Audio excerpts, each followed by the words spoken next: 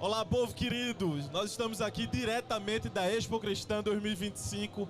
Estamos aqui no primeiro Anglocast. Nós estamos muito felizes aqui na Expo Cristã.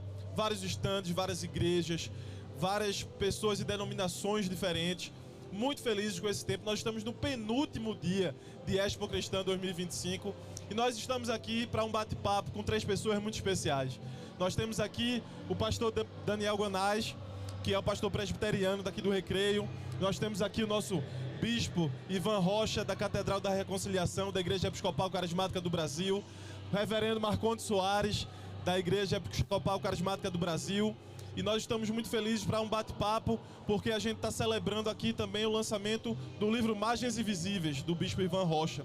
E o tema que tem ressoado aqui todos esses dias é a unidade da igreja. E o tema que vai direcionar, uma pergunta que vai direcionar essa nossa conversa é: a unidade da igreja, na prática, é uma utopia? Esse é um tema que a gente perguntou a várias pessoas aqui, é um tema que tem sido levantado e a gente queria um bate-papo, queria ouvir dessas três pessoas aqui que são referências para nós a respeito desse assunto. E eu queria começar perguntando a vocês. Queria que vocês começassem respondendo essa primeira pergunta provocativa. A unidade da igreja, na prática, é uma utopia? E aí? Eu acho que pode começar respondendo, né? Valeu. Eu não sei qual é o conceito de utopia mesmo, mas eu me lembro que lá na igreja tem um evento, Encontro Casais, que tem uma palestra Pais e Filhos, e a turma que dava, desde que eu era adolescente, me pedia para cantar uma música depois da palestra dele. O nome da música é Utopia, do Padre Zezinho. Pô, unidade é isso, né? O Padre Zezinho. Eu cantava Padre Zezinho numa igreja evangélica. E o nome da música é Utopia. Eu não vou cantar a música aqui, mas no final diz assim: se os pais amassem, o divórcio não viria.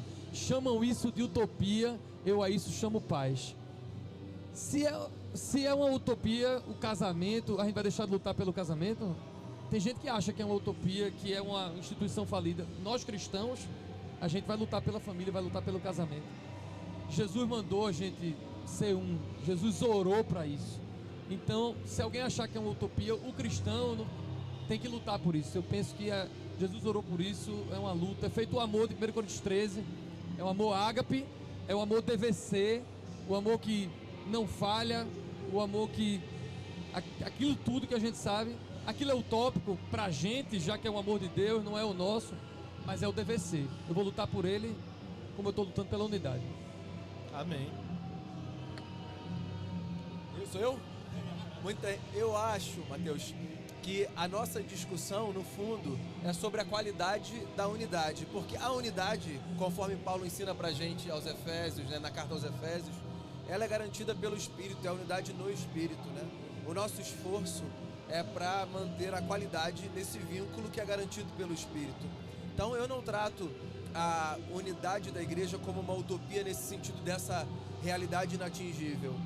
O que eu trato é que tipo de qualidade a gente pode garantir com o nosso esforço para sofisticar, para aprimorar o desfrute dessa unidade que está garantida no Espírito, sabe? Então eu acho que a nossa discussão precisa ser como é que a gente faz para fazer com que a gente desfrute de mais qualidade da unidade que o Espírito garante para a gente, conforme Paulo nos ensina lá na carta aos Efésios, né?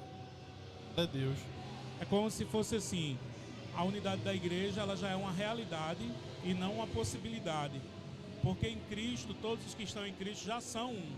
Isso já é um fato.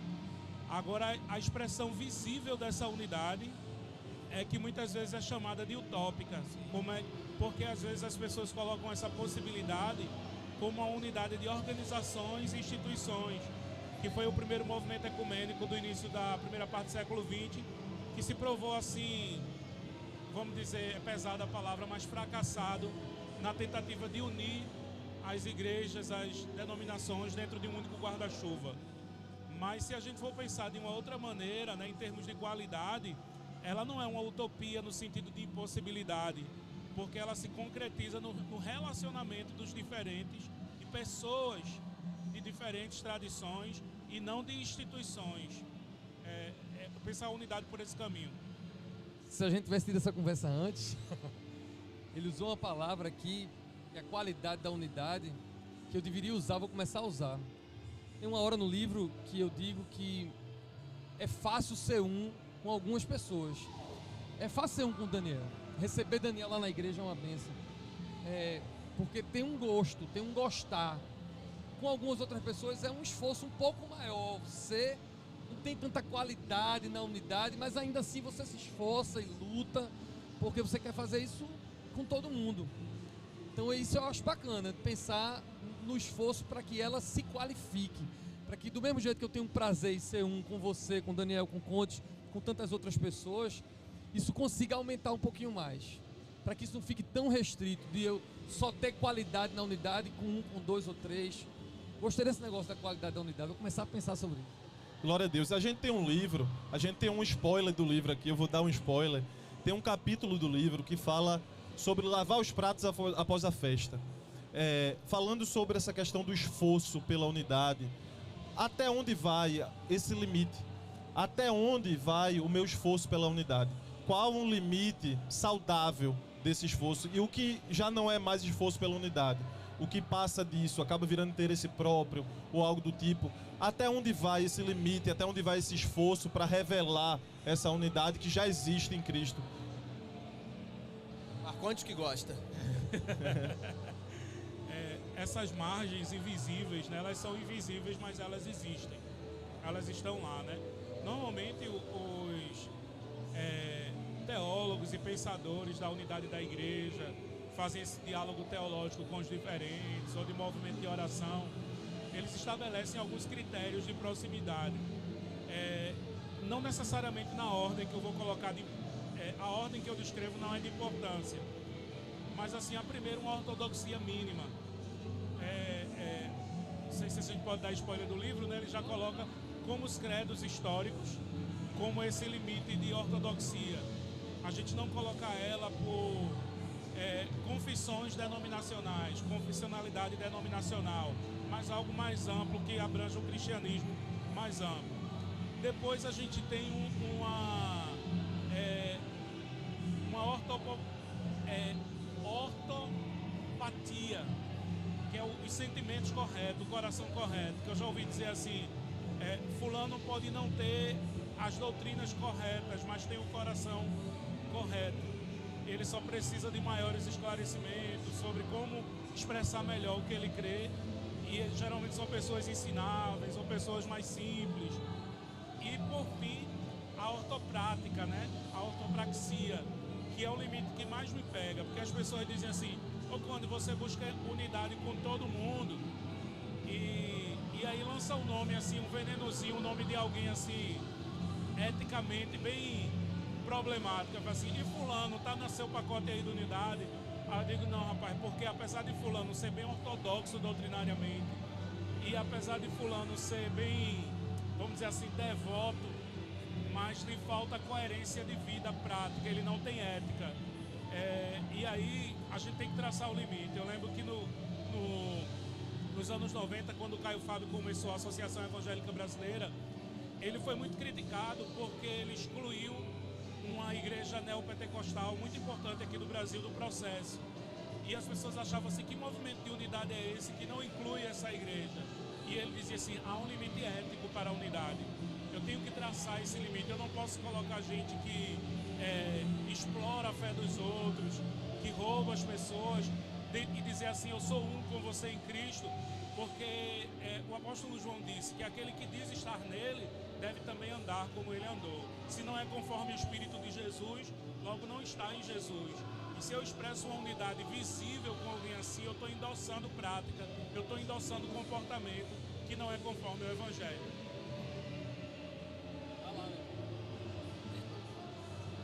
Está dito, não? Acho que é isso. Acho que tem uma coisa importante, Mateus, também da gente falar. A gente fala muito sobre esse esforço para a gente ter qualidade na unidade, mas eu acho que é importante a gente reconhecer que existe também um outro lado, que é por uma questão de identidade. Nós não somos um com todos dentro de uma perspectiva da fé. Isso não deveria ser um problema, desde que a gente consiga fazer uma distinção entre reconhecer que nós não somos um do ponto de vista da fé, né, com todas as pessoas que fazem parte da humanidade, não significa subtrair a sua dignidade. não significa subtrair a sua dignidade, não significa tratá-las com desrespeito, só significa admitir que dentro da maneira como a gente vê o mundo, a fé pressupõe algumas coisas para que a gente reconheça a unidade. Quando essas coisas não existem, não é que a gente precisa, né, criar uma barreira no tratamento que a gente dá ao outro, né, na falta de respeito, é só um reconhecimento de que, sim, desse reconhecimento de unidade em Cristo, há uma margem, né? Há margens que estão postas. Tá tudo bem, isso não precisa ser um problema, né? Eu gosto de pensar assim como você. Tem uma frase que eu coloquei no livro que na verdade é dele. Eu acho que eu cito você. Se não me engano é nessa hora que eu cito você. Que diz que quando a unidade ela tira a minha identidade, então eu não sou um. Na verdade eu não sei quem eu sou. Então é feito aquele adolescente que não sabe quem é e para poder ser aceito por todo mundo, ele acaba sendo qualquer coisa e não sendo nada. Então eu penso assim, que essas margens também tem que respeitar as nossas convicções. Eu, para ser um com o Daniel, não preciso ter a convicção dele. Ele certamente não tem todas as convicções que eu tenho. E é muito massa, porque a gente tem as identidades firmadas e as nossas convicções. Então, isso a gente tem uma unidade, mas nem todo mundo a gente vai ter essa unidade. E é como ele disse, eu acho que está tudo bem, não tem problema. Eu só queria contribuir nessa tua pergunta com uma coisa. E o Daniel diz assim, ele gosta de dizer assim, tá tudo bem. É coisa de psicólogo, né? Coisa de dizer, tá tudo bem. Não, e tá tudo bem. Eu acredito que tá tudo bem. Mas o fato de a gente saber que tá tudo bem, a gente não vai ser um com todo mundo, também não nos autoriza, a minha opinião, eu me preocupo muito com isso, tem uma hora, um capítulo desse que eu falo sobre isso. Não nos autoriza, é porque eu não tenho essa unidade geral com todo mundo e tá tudo bem com isso, eu também não sou autorizado a ser belicoso. Teve uma caixinha de perguntas que você abriu e alguém perguntou 10 conselhos para ser um pastor jovem, um líder assim. E aí tu foi respondendo, eu dei um print numa resposta tua, mandei para todos os meus postulantes, seminaristas, os novos pastores da minha igreja. Uma das características de um líder, ou era de um pastor novo, não sei, alguma coisa que perguntaram a você, que você achava que a pessoa devia ter, era de, eu não sei como foi essa resposta, mas foi assim, você saber se relacionar bem, você saber como foi que, talvez você lembre como é que foi, mas é uma resposta que você disse assim, tem que saber entrar e sair dos lugares, não dá para ser belicoso. Eu acho que a minha expressão é essa. Então eu penso assim, se não dá para ter uma unidade tão grande, ou a qualidade da unidade não for, mas também não precisa ser belicoso. Foi isso. É isso, tem que saber ser diplomático, né? Saber ser diplomático eu acho que ajuda nessa história de unidade e de estar tudo bem quando não for. Perfeito. Eu acho... Quer falar Condes? Nessa discussão de preocupação com limites, a gente pode acabar sem querer desumanizando o outro. Enquanto o Daniel falava, eu fiquei pensando nisso, né? E eu lembro que está muito Caio Fábio, né? Aqui, ele contando uma vez que ele foi num casamento e nesse casamento ele teve um tempo assim que ele ficou na mesma mesa com a Lúcia e o Robson Rodovalho. E eles ficaram conversando sobre netos, sobre família, sobre filhos, e alguém viu e fica assim, mas você não denuncia? E como é que você está assim com eles? Vocês acham que eu destituí os Rodovalhos da dimensão humana deles? Eu conheço eles como gente, como quem tem neto, tem filhos, eu conheço os filhos deles, a família. Vocês precisam fazer uma distinção aí de que eu realmente não preciso estar com eles nessa dimensão eclesiástica, porque eu não concordo com isso, com aquilo, mas eu ainda os vejo como gente, como humano, e nessa dimensão humana eu me relaciono com eles, né? E o Amos Oz, no livro sobre o fanático, ele diz que o fanático não tem esse senso de proporção, ele não separa bem essas coisas, e ele demoniza o outro para eliminar o outro, excluir o outro. Então, é quando as linhas deixam de ser invisíveis e elas são demasiadamente marcadas para a exclusão, não só da questão da convivência eclesiástica, mas de vida mesmo, né? Exclui da vida. Aí a gente entra no comportamento de seitas, como por exemplo, você é um testemunho de Jeová, se você sai da seita, você é excluído, sua família não fala mais com você. E tem grupos evangélicos que se comportam como seita. Se você não anda segundo a cartilha do grupo, não é que as regras denominacionais vão ser não levadas em conta, mas tem gente que está excluindo a humanidade do outro, excluindo o outro de relacionamento, de vida, por conta de imagens demasiadamente marcadas. Muito bom.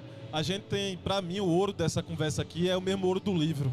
A gente está falando sobre unidade na prática.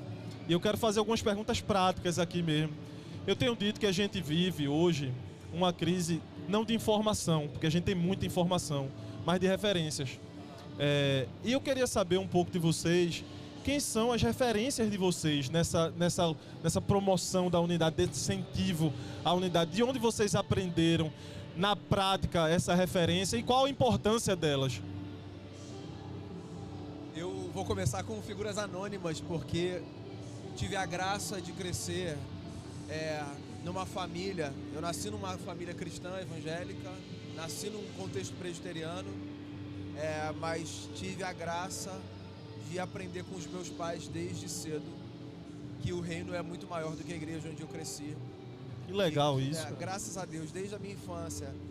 Então isso é muito caro para mim, né? O Rio de Janeiro é muito grande, mas eu tava brincando aqui agora, né, com o Ivanzinho, que o Rio de Janeiro também é do tamanho da Vila do Chaves. A gente sempre tá se esbarrando com alguém que a gente conhece, né? E eu tive a graça de crescer, por exemplo, numa época, na década de 90, como adolescente, em que muitas coisas estavam acontecendo dentro dessa perspectiva do carisma mesmo de Deus, em muitos espaços fora da minha denominação. Eu fui muito estimulado na minha própria igreja local e na minha família para circular por esses espaços, sabe? E fazer relação com pessoas, né? Fazer amizade com outros adolescentes desses outros espaços. Então, assim, eu não vou nem pensar em termos de líderes eclesiásticos que foram referência para mim. Eu quero honrar esse lugar dos anônimos, sabe? De gente da família, de líderes da nossa igreja local que ajudam a gente a desconstruir essa lógica de que o reino tem o tamanho da nossa paróquia, sabe? Ou está limitado aos muros da nossa forma de pensar. Então, as minhas referências estão, graças a Deus, dentro desse espaço minhas referências primárias estão nesse campo da família, que sempre me fez olhar e dizer assim, olha outras igrejas, olha outras formas, sabe? De expressar a fé, olha outras ênfases que esses outros irmãos nossos dão. Minha mãe, meu pai dizendo, Daniel, você vai naquela igreja as ênfases são outras. E tá tudo bem, sabe? Então, assim, eu tive a graça de crescer e isso é muito caro para mim até hoje. Eu tive uma conversa, algumas com o Marconi sobre isso. Isso é muito caro para mim, né? Olhar e buscar ver dentro da unidade da igreja, né? Dentro desse grande grupo, não quais são as nossas diferenças, mas qual é o nosso solo comum. E mesmo nas diferenças, né?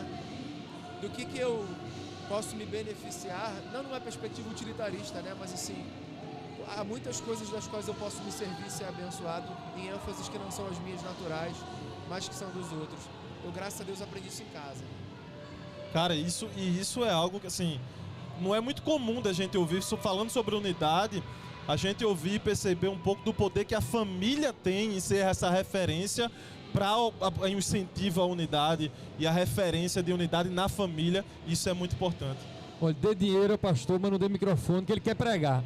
Eu já estou aqui querendo pregar, porque quando Daniel falou isso, eu fiquei dizendo, que resposta eu vou dar que não está no livro? Porque eu falo no livro que minhas referências mais perto tem Marcondes, tem meu pastor Paulo Garcia e tudo.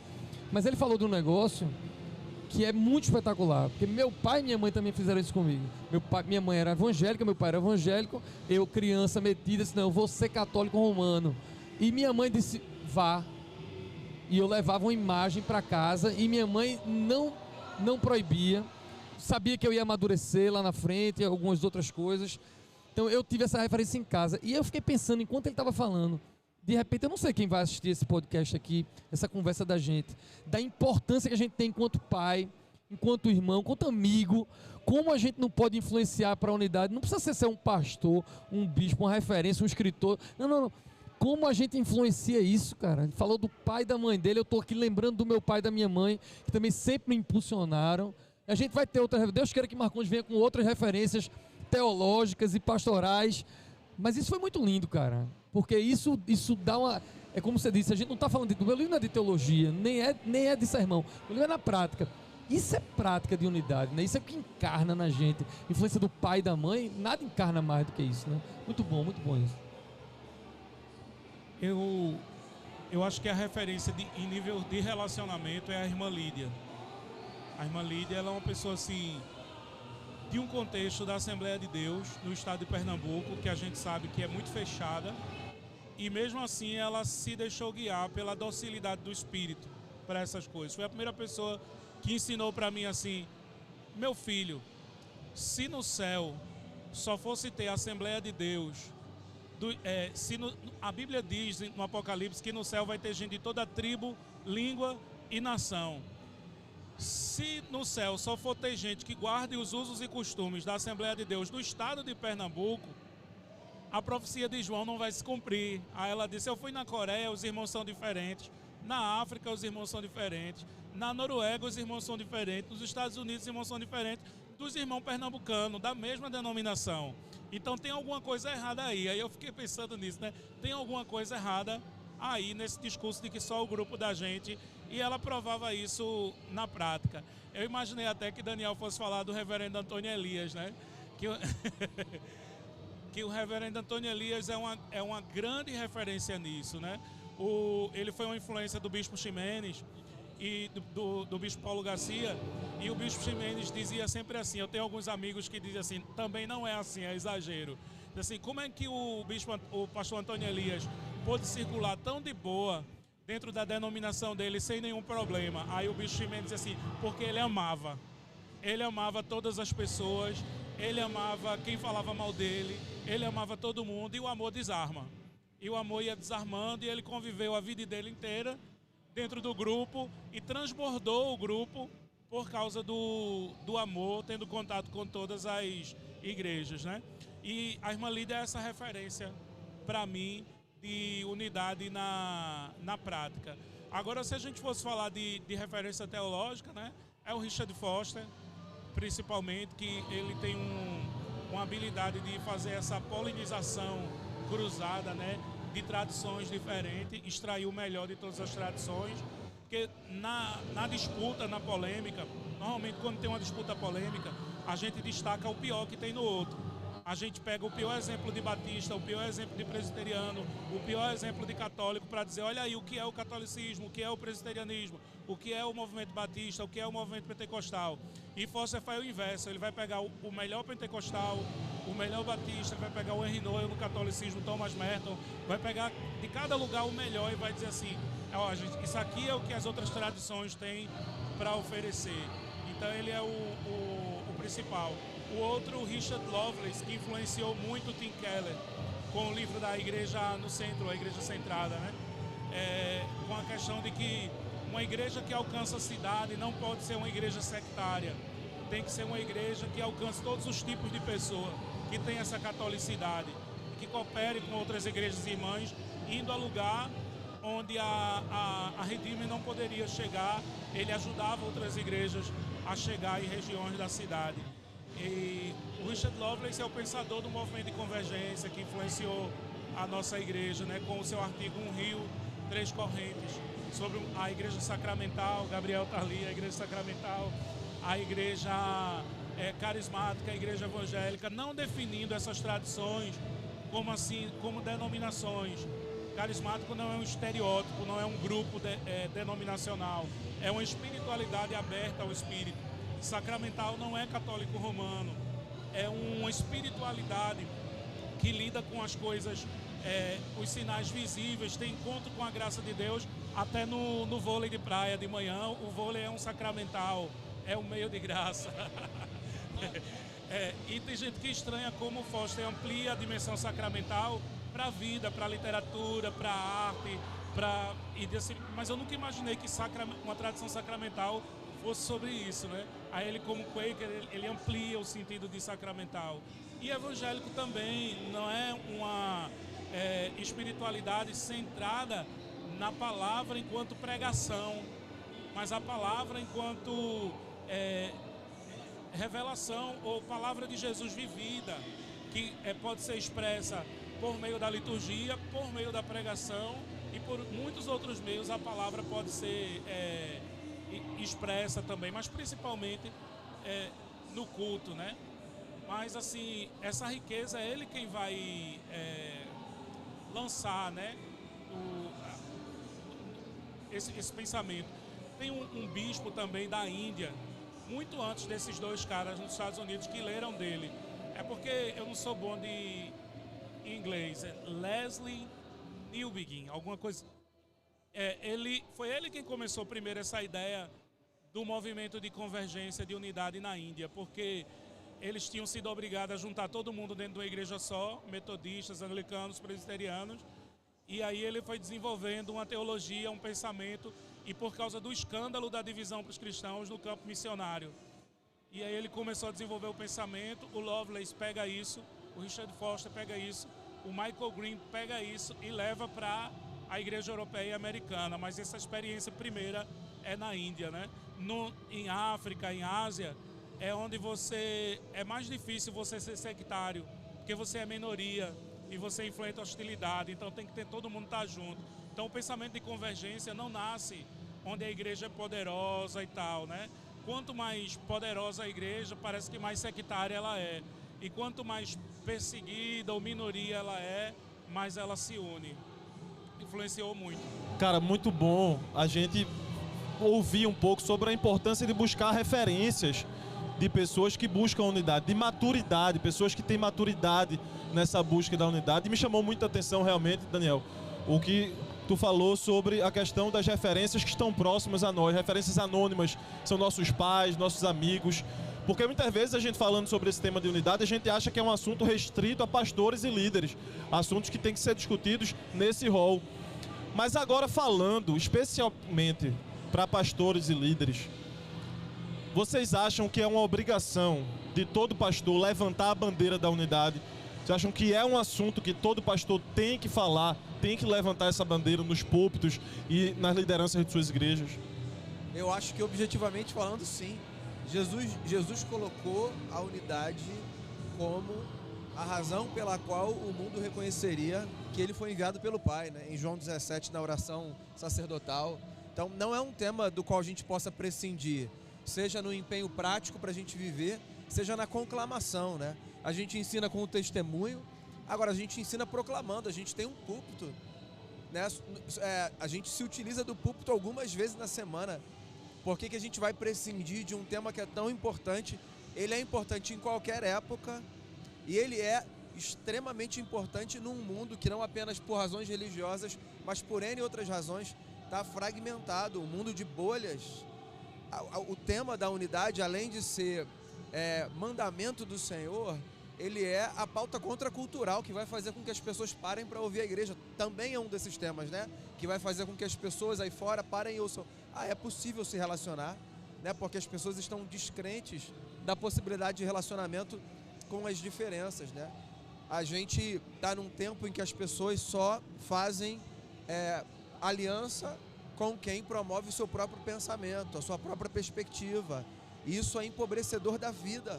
A nossa vida é esvaziada de sentido e de beleza se a gente só avança com o igual. Não há iguais.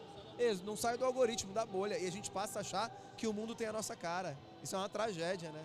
Então isso é um problema humano e a igreja tem um apontamento textual e um apontamento de encarnação mesmo dessa realidade, né? Então não podemos prescindir desse assunto. Nenhum pastor deveria, na minha opinião, prescindir desse assunto.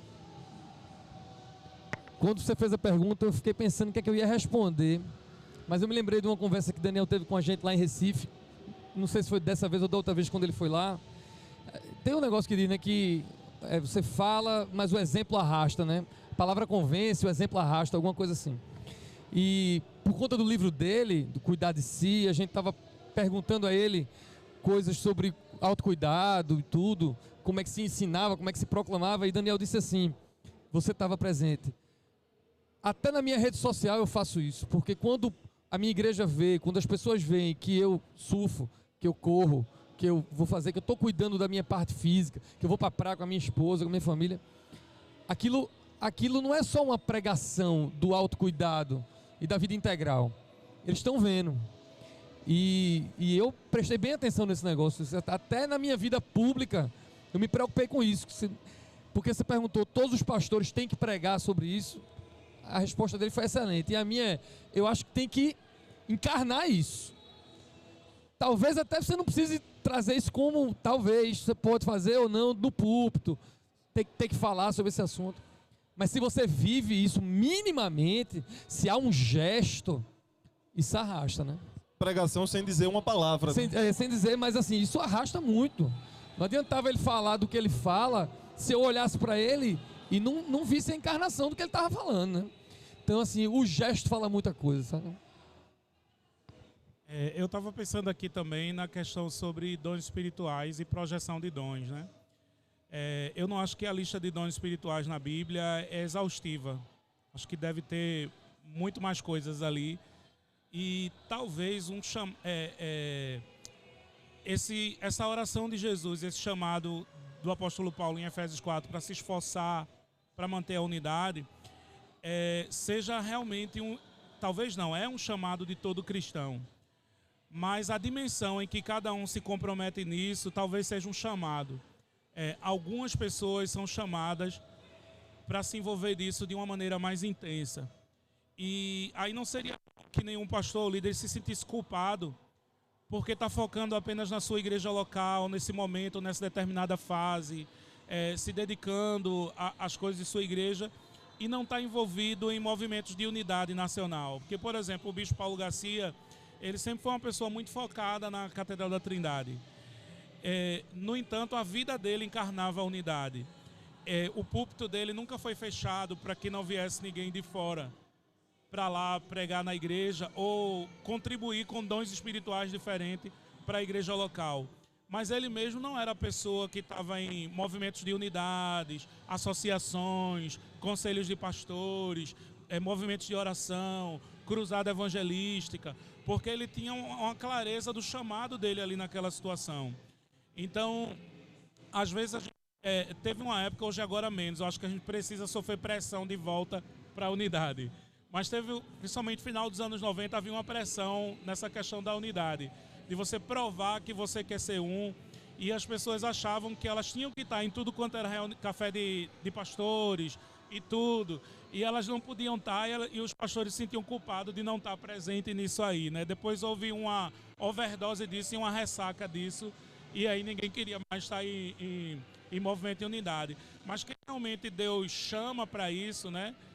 Tem esse chamado, eu acredito que é diferente do chamado de todos, de quem tem um carisma do Espírito Santo. O pijama, eu acho que ele tem isso, né, com o mosaico. É um chamado, ele consegue entrar em lugares, de uma diversidade de lugares e conversar, que a gente vê claramente que isso é um carisma do Espírito, que não é normal, né?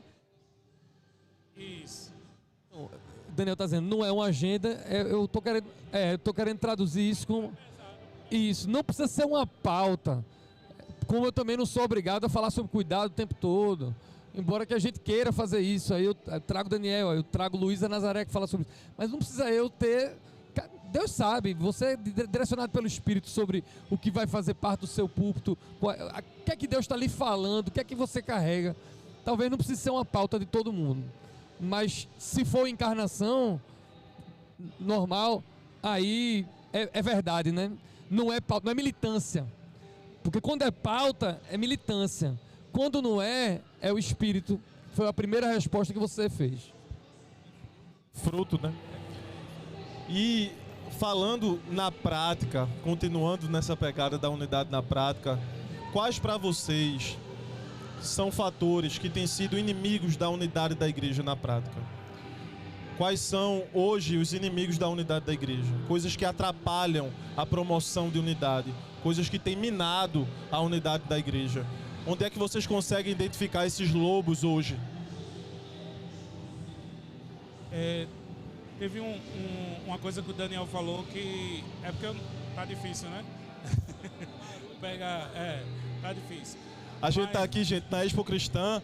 Vocês não vão captar muito, mas tem alguns ruídos aqui, porque a gente tá no meio da conferência aqui, ao vivo, a conferência está acontecendo. Mas vamos lá. Mas se eu entendi bem, Daniel estava falando sobre movimentos muito autocentrados e que diz assim, o que é que você tem a contribuir para mim? Eu acho que esse é um grande empecilho a uma unidade, porque quando eu penso em unidade, é claro que eu também penso no benefício que ela traz no sentido espiritual, desse cruzamento dos diferentes. E é muito pobre quem só lê reformado, só participa de evento reformado. É muito pobre quem só lê carismático e só vai para evento carismático.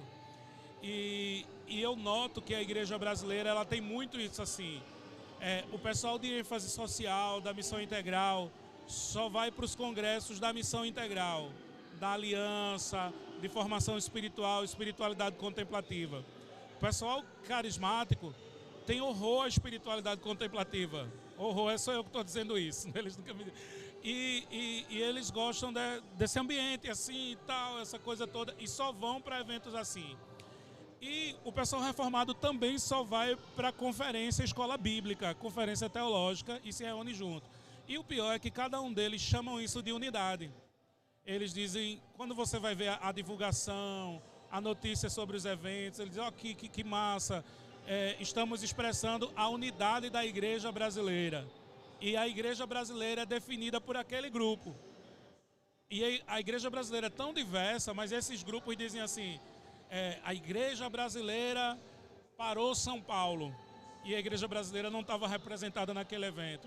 A igreja brasileira redigiu um documento em tal lugar, mas a igreja brasileira toda não estava representada ali. Ou a igreja brasileira decidiu isso, isso e isso em determinado congresso de catolicidade reformada. Só que a igreja brasileira, a catolicidade não estava sendo representada ali de fato. Então eu acho que a falsa unidade é um inimigo da verdadeira unidade, né? Da genuína unidade. Pensando sempre isso, em unidade na prática, porque eu penso como é enriquecedor conhecer pessoas de diferentes tradições e até pessoalmente, diferente os livros ajudam muito, já desarma a gente. Mas quando você conhece pessoalmente, você encontra alguém, é difícil até você falar mal, criticar quando você conhece pessoalmente. Você pensa duas vezes quando é que você vai escrever, que vai dizer, porque você pensa, você é generoso, você tem uma hermenêutica de simpatia sobre as coisas que a pessoa disse, não da antipatia. Eu concordo 100%, vou botar um molhinho meio polêmico, eu falo sobre isso um pouquinho, acho que atrapalha muito esse lance da mistura com a política, né? Acho até que tu respondeu uma caixinha sobre isso esses dias, ou foi hoje ou foi ontem. Assim, a gente sofreu muito com isso, né? Eu falo por mim e por Marconte, porque estava muito próximo. Mas em 2018, 2022 a gente sofreu muito, estou morrendo de medo do ano que vem. Porque quando isso entra em mistura ideologia, mistura político-partidária com igreja, assim, a gente se machucou muito, viu muita gente machucado. E eu mesmo vou falar dos meus traumas. Eu gosto de unidade, gosto de estar em muitos lugares, porque eu me beneficio disso. Mas teve evento que eu fiquei sem querer ir, que as pessoas me convidando para ir, para pregar, doido para dizer aqui, mas não vou criar esses embrólios. E aí teve um que eu vou dizer porque não tem problema, que resolveu. Mas aquela moça, como é o nome da intercessora de Ana Paula Valadão? Zenete. Ela teve em Recife e foi fazer um evento lá preparatório para uma ação brasileira, um negócio de intercessão lá. E ela muito carinhosamente me fez o convite para eu ir. É importante, ela tem uma relação com a nossa igreja já há algum tempo, a gente, né? E foi muito perto de campanha política e eu estava morrendo de medo que virasse um ato político, um comício, alguma coisa. E eu, assim, não disse nada, mas mandei um recado pelo reverendo Jair, meu amigo, que trabalha com ela, é pastor com ela. Eu disse, Jair, diz a ela que eu não vou não, mas não é nada com ela, não é nada por... Eu sei que ela quer muito que eu vá, mas assim, agora, daqui a 3 meses, quando passar a eleição, eu fiquei meio assim. E Jair é muito amigo dela, muito próximo com ela. E aí Jair, ela perguntou, ela chegou em Recife, ela perguntou, Ivanzinho vem, né? O horário dele é esse. Aí Jair disse, Ivanzinho, eu venho representando ele, Ivanzinho tá meio preocupado. Ela ligou para mim, com o Jair, se você vem, Dom Ximenes ainda estava podendo sair, e ela disse assim, não, você vem e traga Dom Ximenes. Eu tô dando a minha palavra pessoal a você, que a gente não vai tocar num nome, eu não vou deixar um político subir, isso é uma palavra. Com isso eu tive que ir, e graças a Deus foi ótimo. Não foi. Mas você ter ideia, como eu estava, eu, cara que gosta de unidade, que vivo frequentando esses ambientes todos, estava morrendo de medo de ir. Precisou a pessoa ligar para mim e dizer assim, eu estou dando a minha palavra a você, que a gente não vai orar político, a gente não vai botar político no púlpito, para poder ficar à vontade de ir. Vê como isso não deveria ser assim, mas era um problema meu, não era dela. O problema estava no meu coração, não estava no dela, mas é porque isso é trauma. O psicólogo vai me analisar aqui. Trauma que eu vivi, para você ver, isso atrapalha a unidade, né? Eu também queria pegar uma carona nessa fala do Ivanzinho, Mateus, porque eu acho que, para mim, um dos grandes obstáculos hoje para a prática da unidade, da qualidade da unidade, é o pecado da idolatria política, que foi estabelecida como critério de pertencimento para se assentar à mesa do Senhor. É uma insanidade. É uma insanidade a gente pensar que hoje a mesa tem como critério opinião política, e não a cruz e a ressurreição. Então isso é um problema seríssimo. Também tenho medo de 2026, porque esse é um problema seríssimo, que a igreja não é um problema só de agora, mas é um problema que, pelo menos no Brasil, nos últimos anos, né, ganhou contornos assim muito específicos, e a gente precisa aprender a superar essa questão por um entendimento de que isso é um pecado, pô. É um pecado. É uma idolatria, cara. A idolatria política é um pecado. Idolatria é pecado, ponto. E a idolatria política não está fora disso. Então, a convicção política de uma pessoa como critério para pertencimento à mesa do Senhor, assim, é uma afronta ao Evangelho, né? E é um obstáculo à experiência da unidade da igreja. Olha, é muito curioso como quase que todos os maiores inimigos da unidade da igreja são nomeados de unidade da igreja. É curioso isso, né? Como o que Conde falou, acho que um dos grandes inimigos da verdadeira unidade é a falsa unidade. Unidade da igreja tem sido pretexto para práticas que vão exatamente de encontro à unidade da igreja. Gente, a gente está chegando no fim do podcast, nosso tempo é curto, já está acabando, e eu queria que vocês encerrassem mandando uma mensagem prática para alguém que está disposto a promover unidade na sua igreja, talvez um líder, um pastor, e quer saber como, apesar de ter aprendido muito com vocês, se vocês pudessem dar um conselho prático, um só, o que é que vocês diriam para esse pastor, esse líder, essa pessoa que está disposta a promover essa unidade? Eu acho que conselho prático é com o Ivanzinho. Não, vocês dois vão dar conselho. O meu conselho eu vou pegar aqui, eu acho que foi da resposta do Daniel. Sai da sua bolha um pouquinho, lê outra coisa, vai ouvir outra coisa. Tão bom, há uns 2 meses atrás eu tive num evento que eu nunca imaginei que ia, com pessoas que eu nunca imaginei que ia estar, e foi um constrangimento do espírito para estar. Eu e Condes, a gente debateu muito se era para eu estar, e eu fui com o coração até meio assim. Cheguei lá, Deus falou tanto comigo, fora da minha bolha, fora das pessoas que eu leio, das pessoas que eu ouço. Veja, eu ouço quem Marcondes manda eu ouvir, eu leio quem ele manda eu ler. E ele não mandava eu ler essa galera, não mandava eu ouvir esse povo. E mesmo assim ele disse, eu acho que você devia ir para esse evento. Esse foi o conselho dele. E eu fui. Foi tão bom, Deus falou tanto comigo. Então sai da bolha, esse algoritmo não te limite. Se você só ler alguém, só ouvir, só experimentar um ambiente com o coração aberto, eu acho que, já que é um exemplo, é uma dica prática, essa dica prática eu já acho massa. A minha é: respeite quem é diferente de você e fale sobre a importância de respeitar quem é diferente de você. Mas primeiro respeite, senão você não vai ter legitimidade para falar, né? Mas assim, respeite as pessoas que são diferentes e ensine as pessoas da sua igreja a respeitarem as pessoas que são diferentes. Eu acho que esse é o ponto de partida. Se a gente não conseguir fazer isso, a gente não vai conseguir fazer o resto. Os 2 conselhos é o meu conselho. Gente, esse foi o nosso primeiro AngloCast. Queria muito agradecer vocês. Obrigado, Marcondes. Obrigado, Ivan. Obrigado, pastor Daniel. Eu gostaria muito mesmo de lhe agradecer, porque a gente está aqui na sua casa, né? No Rio de Janeiro, e a gente se sente em casa aqui.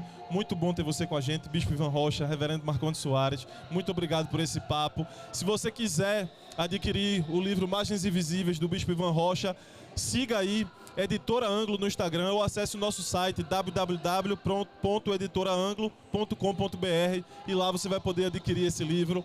Muito obrigado pela sua audiência. Vamos juntos. Esse foi o nosso primeiro AngloCast.